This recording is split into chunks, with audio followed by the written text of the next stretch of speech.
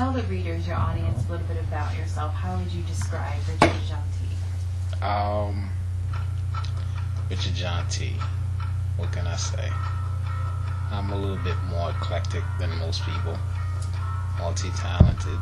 I do different things. I think I'm an artist first.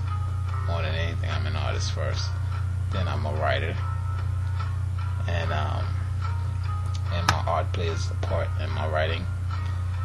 But I'm also a social activist in a different way.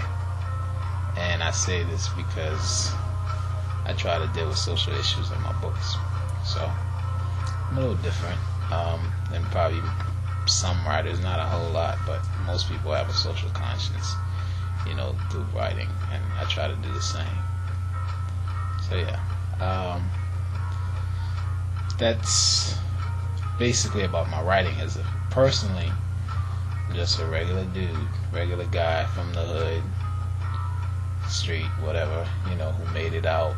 You could say I took the road not less traveled, often traveled by some of us, but not recognized. So did the whole school thing, college, typical. It's becoming typical now for black men to graduate from college sometimes. So some of us do graduate, not all of us go. It's not a rite of passage to go to prison. So I didn't go that route. So I'm a little different in that way. As far as your career, where you've gotten now, you started out as an educator, public school system, social services. Was it hard for you to give that up and pursue a career as a writer and a publisher?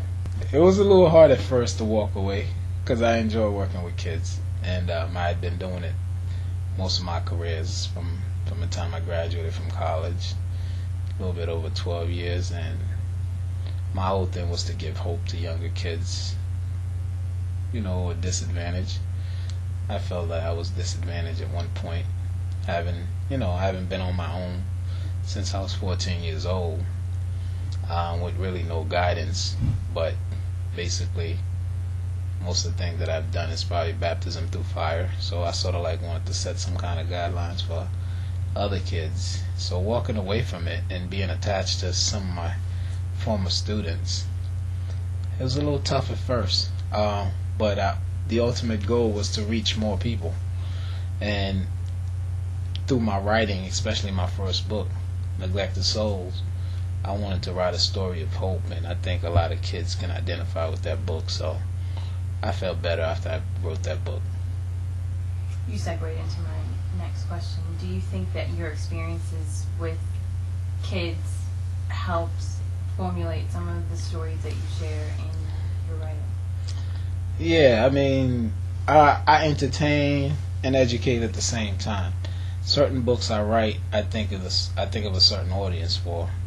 Neglected Souls was definitely one of those books. It was written from the heart, and it's a true tale, basically about survival and overcoming strife and obstacles, adversities, to make it, which is basically what I've gone through in my life. And those stories are usually easier to write as well. And yeah, I take into consideration a lot of stuff when I'm writing. So it all depends on the mood and what I feel at the time necessary to talk about or write about. What inspires you to write? I'm inspired by different situations, different things. One of my most important books, The Most Dangerous Gang in America, the NYPD, that was probably inspired by rage. Rage, not a negative rage in the sense that I was tired. I was one of those guys that got pulled over for no reason, that was harassed for no reason. I had been in situations where I was searched for no reason. So, and after reading about the Sean Bell case, how the guy was shot 50 times and it wasn't really, there was no basis for it, I sort of felt that I needed to do something about it. You come from very humble beginnings. You had a rough start. Your mom wasn't a part of your life as a child. Your dad, you left when you were in your early teenage years. Did you ever feel like at any point you wouldn't survive? No, actually, I never. I don't know. My whole thing was to prove to I felt like I was written off by everybody. So what pushed me was my desire to prove everybody wrong. I felt like that unwanted child when I was a kid. So basically, I wanted to prove that I was worthy. So I never thought about giving up. I was more determined to prove to them that they made the mistake. I wasn't a mistake. So it's the other way around. Do you feel like your childhood, your fight to make it in spite of, helps you with your writing? Of course. I mean, all my struggles is combusted into my writing, really.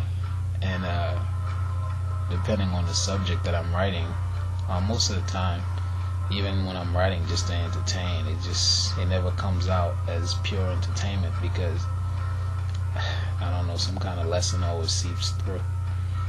And that's just my core, I can't help it. It comes out.